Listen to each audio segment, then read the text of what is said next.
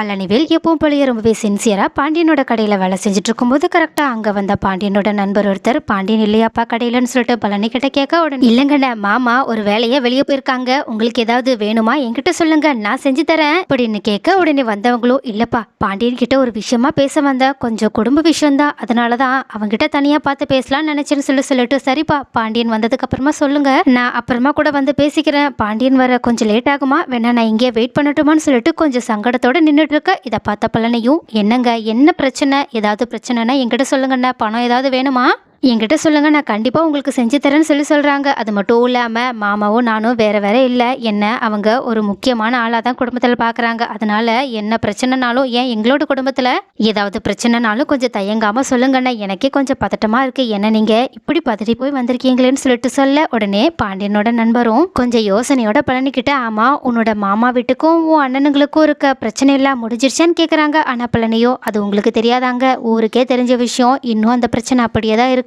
என்ன என் மாமா என்னதான் அவங்களோட பிரச்சனையில தலையிடலனாலும் அவங்க ஏதாவது ஒரு தொந்தரவை கொடுத்துக்கிட்டே இருக்காங்க, அதனாலதான் குடும்பமே இப்படி ரெண்டு பட்டு நிக்குதுங்க அப்படின்னு சொல்றாங்க. உடனே இதை கேட்டுட்டு பாண்டியனோட ஃப்ரெண்டுமே, எனக்கு என்னமோ உன்னோட அண்ணனுங்க அந்த குமாரை வச்சு ஏதோ உங்களோட குடும்பத்துக்கு இல்ல உன்னோட மாமா குடும்பத்துக்கு பிரச்சனை தர போறாங்க நினைக்கிறேன்னு சொல்றாங்க. உடனே இதை கேட்டுட்டு பதறி போன பழனியோ என்னங்க என்ன சொல்றீங்க, ஏதாவது பிரச்சனைனா நீங்க எதை பத்தி சொல்றீங்க, அவங்க ஏதாவது மறுபடியும் எங்க மாமாக்கு பின்னாடி பிளான் போட்டுட்டு இருக்காங்களா, உங்களுக்கு என்ன விஷயம் தெரிஞ்சிருந்தாலும் தயவு செஞ்சு என்கிட்ட சொல்லுங்கன்னு சொல்லிட்டு கேட்க, இதை கேட்ட பாண்டியனோட நண்பருமே இந்த மாதிரி நான் ஒரு சோழியா ஒரு இடத்துக்கு போயிட்டு இருக்கும் போது அப்ப கரெக்டா ஒரு இளநீ கடையில நின்று உன்னோட மாமா பொண்ணும் அந்த குமாரும் சிரிச்சு பேசி இளநீ குடிச்சிட்டு இருந்தாங்கப்பா. அது மட்டும் இல்லாம நான் அன்னைக்கு ஒரு நாள் மட்டும் பார்க்கல, இதுக்கு முன்னாடி நிறைய இடத்துல வச்சு பார்த்திருக்கேன், என் ரோட்ல போகும்போது கூட அந்த குமார் நிறைய தடவை உன்னோட அண்ணன் பொண்ணு கிட்ட பேசிக்கிட்டே நடந்து போயிட்டு இருக்கதெல்லாம் பார்த்திருக்கேன், அந்த பொண்ணு கொஞ்சம் சிரிச்சு சிரிச்சு பேசுற மாதிரி தெரியுது, ஏன்னா ரெண்டு பேரும் பேசுறதை வச்சு பார்க்கும்போது எனக்கு ஏதோ தப்பா தோணுது, எனக்கு அந்த குமாரை பத்தி நல்லா தெரியும், அவனுக்கு உங்களோட குடும்பம்னா சுத்தமா பிடிக்காது, அதனாலதான் பழி வாங்குறதுக்காக அந்த பொண்ணை ஏதோ பயன்படுத்துறான்னு தோணுதுப்பா, அதனாலதான் கொஞ்சம் இந்த விஷயத்துல நீங்க கவனமா இருந்தா நல்லா இருக்கும், ஏன்னா ஏற்கனவே உங்களோட குடும்பத்துல ரெண்டு பேரு காதலிச்சு கல்யாணம் பண்ணிட்டாங்கன்னு சொல்லிட்டு இந்த ஊரே பாண்டியனை ரொம்பவே தப்பா பேசிட்டு இருக்கு, அதனால அந்த பொண்ணு மூலயமாவும் பாண்டியனுக்கு ஏதோ கஷ்டத்தை அவங்க தரப்போறாங்கன்னு தோணுது, அதனாலதான்ப்பா கொஞ்சம் பாத்துக்கங்கன்னு சொல்லிட்டு அங்கிருந்து கிளம்பி போக பார்க்க, உடனே பழனியும் உடனடி அவங்கள தடுத்து நிறுத்திட்டு இந்த பிரச்சனைய நானே என்ன ஏதுன்னு சொல்லிட்டு பேசி தீர்த்துக்கிறேன், அதனால நீங்க இதை தயவு செஞ்சு மாமா கிட்ட சொல்லிடாதீங்க, ஏன்னா மாமா இதை கேட்டாங்கன்னா கண்டிப்பா அவசரப்பட்டு அரசியை ஏதாவது சொல்லவோ செய்யவோ கூட நிறையவே வாய்ப்பு இருக்கு, இந்த பிரச்சனை இன்னுமே பெருசாகவும் வாய்ப்பு இருக்குன்னு சொல்லிட்டு ரிக்வஸ்ட் பண்ணவங்க கிட்ட உடனே அந்த நண்பருமே சரிப்பா இந்த பிரச்சனை தீந்தா சரி, எனக்கு மனசு கேட்கல, அதனாலதான் இதை அவங்கிட்ட சொல்லலான்னு சொல்லிட்டு வந்த, ஆனா நீ இப்போ அந்த பிரச்சனையை தீக்கிறேன்னு சொல்லிட்டு அதுவே எனக்கு போதும், இதுக்கப்புறமா உன்னோட பொறுப்புன்னு சொல்லிட்டு உன்னோட குடும்பம் உன் மாமாக்கோ அக்காக்கோ என்னதான் தொந்தரவு கொடுத்தாலும் அவங்க கடைசி வரைக்கும் உனக்கு எவ்வளவு நல்லது பண்ணிருக்காங்கன்றதை மட்டும் ஞாபகத்துல வச்சுட்டு நீ எப்படியாவது உன்னோட மாமாவோட குடும்பத்தை இந்த ஊர் மறுபடியுமே அவங்களை அசிங்கப்படுத்திடாத மாதிரி பாத்துக்கோப்பான்னு சொல்லிட்டு பாண்டியன் ரொம்பவே நல்லவன்பான்னு சொல்லிட்டு அங்கிருந்து கிளம்பி போக, உடனே பழனியுமே இப்ப என்ன பண்றது, நம்மளோட அண்ணனுங்க மறுபடியுமே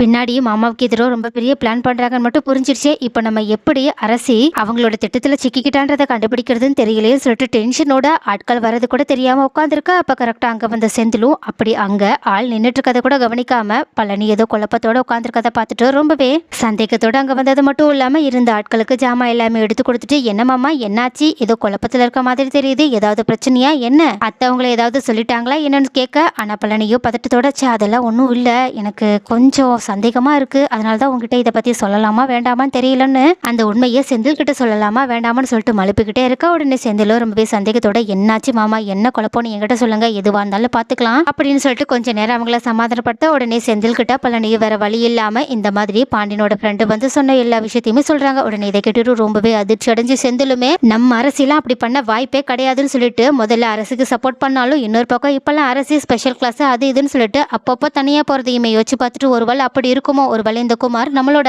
அரசியோட மனசை கெடுத்து ஏதாவது பிளான் போட்டுட்டு இருக்கான்னு சொல்லிட்டு யோசனையோட அவங்களுமே நின்றுட்டு இருக்க. கரெக்டா இவங்க ரெண்டு பேருமே இப்படி குசு குசுன்னு பேசிட்டு இருக்கும்போது அங்க வந்த கதிருமே என்னாச்சு ஏதாவது பிரச்சனையான்னு கேட்க, உடனே செந்திலுமே கதிர் கிட்ட எந்த உண்மையுமே மறைக்காம நடந்த விஷயத்த சொல்ல, உடனே இதை கேட்டுட்டு கதிர் ரொம்பவே கோபப்பட ஆரம்பிக்கிறது மட்டும் இல்லாம அந்த குமார் என்ன வேணாலும் பண்ண வாய்ப்பு இருக்கு, முதல்ல உண்மையாவே அரசி அவங்களோட திட்டத்துல மாட்டிக்கிட்டா இல்லையான்னு கண்டுபிடிக்கணும், அதனால எப்படியாவது நம்ம அரசி இப்ப எங்க இருக்காங்கன்றத கண்டுபிடிச்சு போகணும்னு சொல்ல, உடனே செந்திலுமே இப்ப என்ன அவ காலேஜ் முடிஞ்சு வர நேரமாச்சுன்னு அப்படின்னு சொல்றாங்க. உடனே பழனியும் இந்த மாதிரி ஏற்கனவே மாமாவோட ஃப்ரெண்டு காலேஜ் முடிஞ்சு வரும்போது நிறைய தடவை அவங்க 2 பேரும் சிரிச்சு பேசி நடந்து வந்துட்டு இருக்கத பார்த்ததா சொன்னாங்க. ஒருவேளை என்னைக்கும் அப்படி இருக்க வாய்ப்பு இருக்கும்னு சொல்ல உடனே இதை கேட்டுட்டு கதிரும் இப்போ எதுக்காக சந்தேகம், நான் அண்ணனும் போய் என்ன விஷயன்றத பார்த்துட்டு வந்துடும்னு சொல்லிட்டு அவங்க டைரக்டாவே அரசியோட காலேஜுக்கு கிளம்பி போறாங்க. அங்க அரசியோ இந்த மாதிரி தன்னோட அண்ணனுங்க இங்க வந்திருக்காங்கன்ற விஷயம் தெரியாமையே குமார் அங்க இருக்காங்களா எங்க இருக்காங்கன்னு சொல்லிட்டு தேடி பார்க்க குமாரும் கதிரும் செந்திலும் இருக்கிறது தெரியாததுனால உடனடி அரசிக்கிட்ட வந்து ரொம்பவே ஹாப்பியா சிரிச்சு பேசிட்டு இருக்காங்க. அது மட்டும் இல்லாம நம்ம கோவிலுக்கு போயிட்டு போகலாமான்னு அரசியை கூப்பிட அரசியுமே குமார் கிட்ட சரி போகலாம், ஆனா போயிட்டு வேற எங்கேயும் போக வேண்டாம், என்ன வீட்டுல போய் விட்டுறணும், ஏன்னா லேட் ஆயிடுச்சுன்னா என்னோட வீட்டுல இருக்கவங்க எல்லாருமே என்கிட்ட கேள்வி மேல கேள்வியா கேட்க ஆரம்பிச்சிடுறாங்க. ஏன்னா இதுக்கு முன்னாடி கூட இளநீ கடன் சொல்லிட்டு அங்கே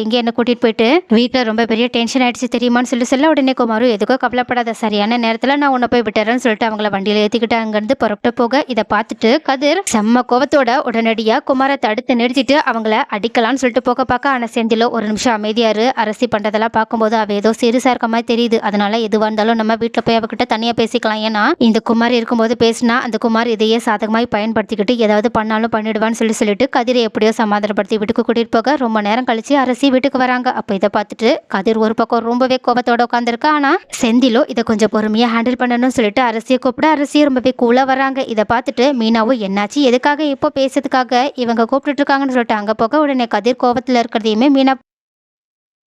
பாத்துறாங்க. அதே நேரம் செந்திலுமே டென்ஷனா இருக்காங்க. எல்லாத்துக்கும் மேல பழனி அதை விட டென்ஷன்ல வேத்து ஒழுகிக்கிட்டு நின்றுட்டு இருக்காங்க. ஆனா செந்திலோ பொறுமையா அரசிக்கிட்ட ஆமா நீ அந்த குமார் கூட தானே வீட்டுக்கு வந்தான்னு கேட்க உடனே இதனால ஷாக்கான அரசியும் சேச்சா அப்படிலாம் ஒண்ணு இல்லையேனா யாரு சொன்னாங்க, நான் தனியா தானே வந்தேன், என் ஃப்ரெண்டு கூட வந்தேனான்னு சொல்லிட்டு நிறைய பொய்களை எடுத்து சொல்ல இதனால கோவப்பட்ட கதிரும் உடனடியா அரசி அடிக்கிறதுக்காக போக இதனால ஷாக்கான மீனாவும் உடனடியா கதிரை வந்து தடுத்து நிறுத்திட்டு செந்தில் கிட்ட என்னங்க என்னாச்சுன்னு கேக்குறாங்க. உடனே செந்திலும் நடந்த விஷயங்கள் எல்லாத்தையுமே எடுத்து சொல்ல உடனே அரசியும் ஐயோ அப்பனா வீட்டுல இருக்கவங்களுக்கு நான் குமார் கூட வந்தது குமார காதலிக்கிறது எல்லாமே தெரிஞ்சிருச்சு போலியே, இப்ப என்ன பண்றதுன்னே தெரியலையேன்னு சொல்லிட்டு அதிர்ச்சியில நின்றுட்டு இருக்கிறது மட்டும் இல்லாம கரெக்டா இவங்க இது எல்லாத்தையுமே வாசல்ல நின்றுதான் பேசிட்டு இருக்காங்க. அப்போ எதிர் வீட்டுல இருந்து அரசியை எப்பதான் பாக்கலாம்னு சொல்லிட்டு காத்துட்டு இருந்த குமாரும் இது எல்லாத்தையுமே கேட்டது மட்டும் இல்லாம உடனடியா அங்க வந்த சக்திவேல் கிட்ட நம்ம போட்ட பிளான் எல்லாம் வெளியே வந்துடும் போலயே, ஏன்னா அரசியும் நானும் காதலிக்கிற விஷயத்த எப்படியோ செந்திலும் அவங்களோட வீட்டுல இருக்கவங்களும் கண்டுபிடிச்சிட்டாங்க, இப்ப என்ன பண்றதாப்பா அப்படின்னு கேட்க உடனே சக்திவேலு எல்லாம் போக பாத்துக்கலாம் என்னதான் நடக்குதுன்னு பாக்கலாம்னு சொல்லிட்டு அவங்க வெளியே நின்று இதை பத்தி பேசிட்டு இருக்காங்க. ஆனா அங்க அரசியோட விஷயம் இனிமே சீரியஸாக ஆரம்பிக்க அரசியோ ரொம்பவே கோபத்தோட இங்க பாருங்க